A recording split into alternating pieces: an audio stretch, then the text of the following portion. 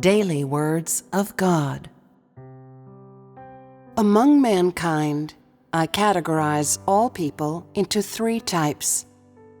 The first type is the unbelievers, who are those without religious beliefs. They are called unbelievers. The overwhelming majority of unbelievers only believe in money. They only pursue their own interests. They are materialistic, and they only believe in the material world, not the cycle of life and death, or any sayings about deities and ghosts. I categorize them as the unbelievers, and they are the first type. The second type is the various people of faith apart from the unbelievers.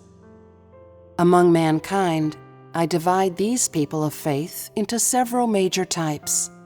The first are Jewish, the second are Catholic, the third are Christian, the fourth are Muslim, and the fifth are Buddhist. There are 5 types. These are the various types of people of faith. The third type are those who believe in God, which relates to you.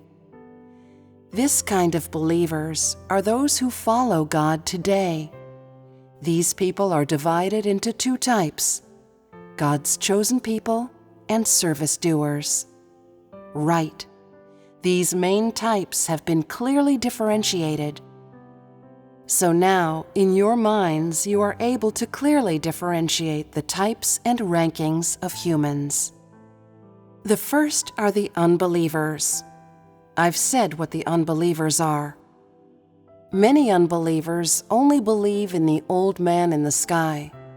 They believe that the wind, rain, and thunder are all controlled by this old man in the sky, whom they rely on for the planting of crops and the harvest. Yet at the mention of the belief in God, they become unwilling. Can this be called belief in God? Such people are included in the unbelievers. Those who don't believe in God and only believe in the old man in the sky are all unbelievers. All those who don't believe in God or follow God are unbelievers. The second type are those who belong to the 5 major religions and who believe in a vague God. The third type are those who believe in the practical God, who has become flesh during the last days, those who follow God today. And why have I divided all humans into these types? Because they have a different destination and end. That's one aspect. Because when these different races and types of people return to the spiritual world, they will each have a different place to go. They will be subject to different laws of the cycle of life and death. And this is the reason why I have categorized humans into these major types. The cycle of life and death of the unbelievers. Let us begin with the cycle of life and death of the unbelievers. After a person dies, they are taken away by a bailiff from the spiritual world. And what of them is taken away? Not their flesh, but their soul. When their soul is taken away, they arrive at a place that is an agency of the spiritual world, one which specially receives the souls of people who have just died. When they are taken to this place, an official carries out the first checks, confirming their name, address, age, and what they did with their life. Everything they did in their life is recorded in a book and verified for accuracy. After it has all been checked, the person's behavior and actions throughout their life are used to determine whether they will be punished or continue being reincarnated as a person, which is the first stage. Is this first stage frightening? It's not too frightening, because the only thing that has happened is the person has arrived at a dark and unfamiliar place. That's not too scary. In the second stage, if this person has done many bad things throughout their life, if they have committed many wicked deeds, then they will be taken to a place of punishment to be punished. That will be the place they will be taken to, a place expressly for the punishment of people. The specifics of how they are punished depend on the sins they committed and on how many wicked things they did before they died, which is the first situation that happens in the second stage. Because of the things they did and the evil they committed before they died, when they are reincarnated following their punishment, when they are once more born into the material world, some people will continue to be human, and some will become animals. Which is to say, after a person returns to the spiritual world, they are punished because of the evil they have committed. Moreover, because of the wicked things they have done, in their next reincarnation, they do not become human, but an animal. The scope of animals that they might become includes cows, horses, pigs, and dogs. Some people might become a bird in the sky, or a duck or goose. After they have been reincarnated as an animal, when they die, they return to the spiritual world, and, as before, based on their behavior before they die, the spiritual world will decide whether or not they are reincarnated as a person. Most people commit too much evil. Their sins are too grievous, and so when they are reincarnated, they become an animal 7 to 12 times. 7 to 12 times. Isn't that frightful? What's frightening to you? A person becoming an animal, that's frightening. And for a person, what's most painful about becoming an animal? Having no language, having only simple thoughts, only being able to do the things that animals do and eat the things that animals eat, having the simple mindset and body language of an animal, not being able to walk upright, not being able to communicate with humans, and none of the behavior and activities of humans bearing any relation to animals. Which is to say, among all things, being an animal makes you the lowest of all living things, and is much more painful than being a human. This is one aspect of the spiritual world's punishment of those who have done much evil and committed great sins. When it comes to the severity of the punishment, this is decided by the kind of animal that they become. For example, is being a pig better than being a dog? Does a pig live better or worse than a dog? Worse, surely. If people become a cow or a horse, will they live better or worse than a pig? Better. It looks as if, given a choice, you have taste. Will it be more comfortable if someone becomes a cat? It will be a lot more comfortable than becoming a horse or cow. If you had a choice between animals, you'd choose becoming a cat, and that's more comfortable because you could laze away most of your time in sleep. Becoming a cow or horse is more laborious, and so if people are reincarnated as a cow or horse, they have to work hard, which seems like a harsh punishment. Becoming a dog is a little better than a cow or horse because a dog has a closer relationship with its master.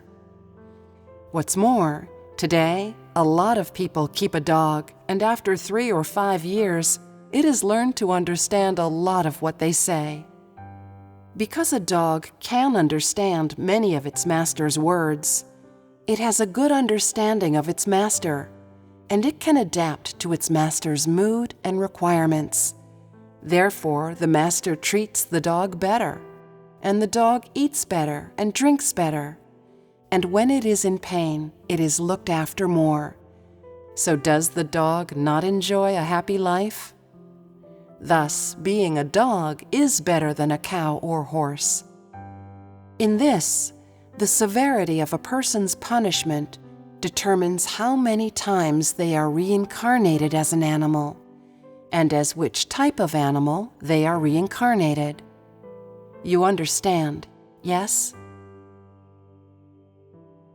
Because they committed so many sins while they were alive, some people will be punished by being reincarnated as an animal 7 to 12 times.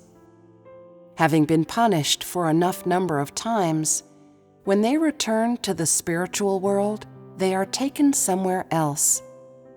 The various souls in this place have already been punished and are of the type who are preparing to be reincarnated as human. This place categorizes each soul into a type according to what kind of family they will be born into, what kind of role they will play once they have been reincarnated, and so on. For example, some people will become singers when they come to this world, and so they are placed among the singers. Some will become business people when they come to this world, and so they are placed among the business people. And if someone is to become a scientific researcher when they become human, then they are placed among the scientific researchers. After they are classified, each is sent out according to a different time and appointed date, just like how people send emails today. In this will be completed one cycle of life and death, and it's very dramatic. From the day that a person arrives at the spiritual world, up until when their punishment ends, they may be reincarnated as an animal many times, and then they prepare to be reincarnated as a human. This is a complete process. And will those who have finished being punished and will no longer be reincarnated as animals be quickly sent to the material world to become human? Or how long will it be before they can come among man? What is the frequency with which these people become human? There are temporal restrictions to this. Everything that happens in the spiritual world is subject to the appropriate temporal restrictions and rules, which, if I explain with numbers, you'll understand. For those who are reincarnated within a short period of time, when they die, their rebirth as a human will be prepared. The shortest time is 3 days. For some people, it is 3 months. For some, it is 3 years. For some, it is 30 years. For some, it is 300 years. For some, it is even 3,000 years, and so on. So, what can be said about these temporal rules, and what are their specifics? A soul's arrival in the material world, the world of man, is based on need. It is according to the role that this soul is to play in this world. When people are reincarnated as an ordinary person, most of them are reincarnated very soon, because the world of man has a pressing need for such ordinary people. And so, 3 days later, they are sent out again to a family that is completely different to the one they were in before they died. But there are some who must play a special role in this world. Special means that there isn't a great demand for these people in the world of man. Not many people are needed to play such a role, and so it may be 300 years before they are reincarnated. Which is to say, this soul will only come once every 300 years, or even once every 3,000 years. And why is it so? Because for 300 years or 3,000 years, such a role is not required in the world of man, and so they are kept somewhere in the spiritual world. Take Confucius, for example. He had a profound impact on traditional Chinese culture. You all probably know him. His arrival had a deep effect on the culture, knowledge, tradition, and thinking of the people of that time. But a person such as this is not needed in every era, and so he had to remain in the spiritual world, waiting there for 300 or 3,000 years before being reincarnated. Because the world of man was not in need of someone like this, he had to wait idly, for there were very few roles such as his. There was little for him to do, and so he had to be kept somewhere in the spiritual world for most of the time, idle, and be sent out when the world of man had need of him. Such are the spiritual realm's temporal rules for the frequency with which most people are reincarnated. Whether they are someone ordinary or special, the spiritual world has appropriate rules and correct practices for the processing of people's reincarnation, and these rules and practices come from God. They are sent down from God, and not decided or controlled by any bailiff or being in the spiritual world.